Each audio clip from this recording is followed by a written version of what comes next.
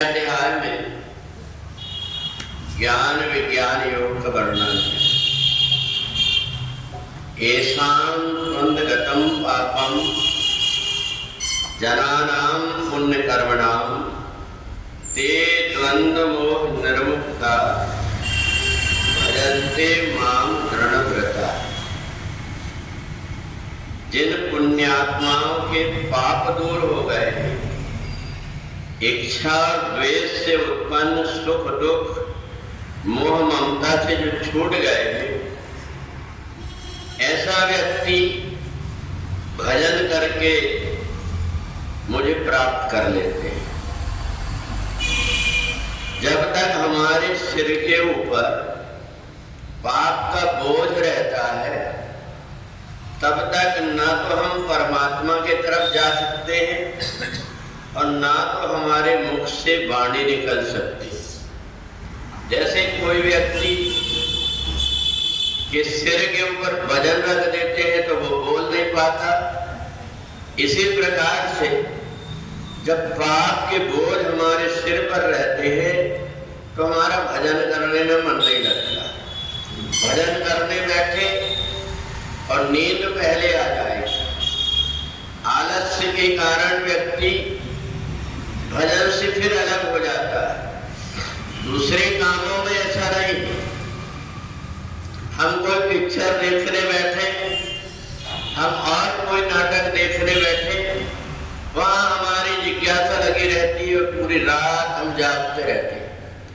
परंतु परमात्मा की भक्ति में, ध्यान में, पूजन में हमें मन लगाना पड़ता है। इसलिए लगाना पड़ता है, कई जन्मों से इस मन का अभ्यास सांसारिक जीव के रूप में, वो कभी पक्षी बना होगा, कभी पशु बना होगा, अनेक प्रकार की योनियों में जब आया तो उसे परमात्मा की भक्ति का ज्ञान नहीं। कब हुक कर करुणा न देहि देत ईश विन हेत सनेहि। भगवान को जब दया आ जाती जीवात्मा के ऊपर, इसने बहुत भोग लिया, इसलिए इसको मनुष्य शरीर दे देना चाहिए, और परमात्मा मनुष्य शरीर दे देते। और मनुष्य शरीर देकर के जो व्यक्ति यहाँ आकर के परमात्मा की भक्ति से दूर हो जाता है, फिर से उसको 84 लाख जन्मों तक भटकना पड़ता है।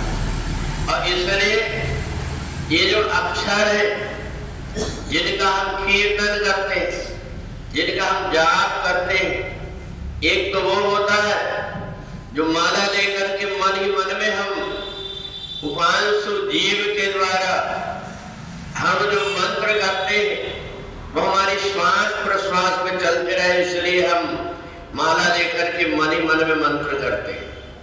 और वो दूसरा होता है कीर्तन, जिसमें पूरे शरीर के अंदर से एक झनकार के रूप में वाणी निकलती, और उस वाणी में व्यक्ति अपने आप को सराबोर करके परमात्मा की भक्ति में आनंदित होते रहता है। अगर कोई व्यक्ति मन ही मन में बोलते हैं तो झूमेगा नहीं, परंतु जब कीर्तन करते हुए वाणी का प्रयोग करता है, बोलता है, तो अपने आप उसका शरीर झूमने लगता है।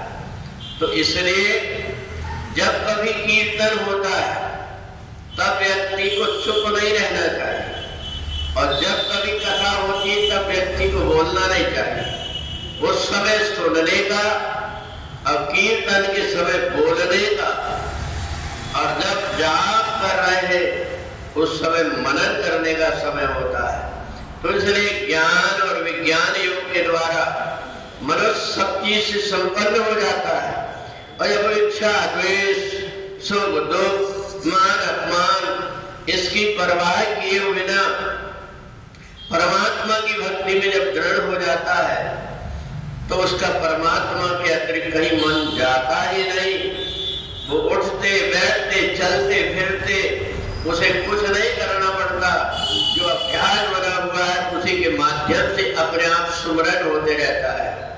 और इसलिए भगवान ने अर्जुन को गीता बोल करके सुनाया, ये जो वाणी है, ये जो अक्षर है, ये अक्षर ब्रह्म है, इन ब्रह्म अक्षरों को हम वाणी के द्वारा जैसे बोलते हैं तो हमारे ब्रह्म रंध्र में जाकर के शब्द फिट हो जाते हैं। और इसलिए तो बार बार हम जो चीज पढ़ते हैं हमें याद नहीं करना पड़ता, अपने आप याद हो जाते हैं।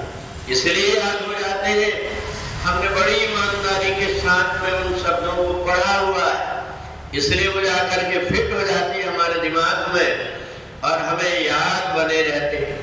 तो इसलिए ज्ञान और विज्ञान योग में भगवान ने कहा सुख दुख, लाभ हानि, इच्छा द्वेष, इन सब को छोड़ करके तुम आत्मनन में लग जाओ, क्योंकि ये मनुष्य शरीर बड़े दुर्लभता से प्राप्त होता है।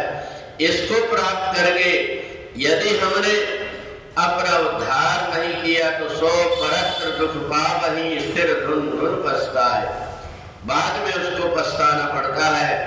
इसलिए मनुष्य शरीर जो कुछ भी मिला हुआ है उसका हम सदुपयोग कर लेते हैं तो इससे बढ़कर के और कोई लाभ नहीं होता। बोले वृंदावन बिहारी लाल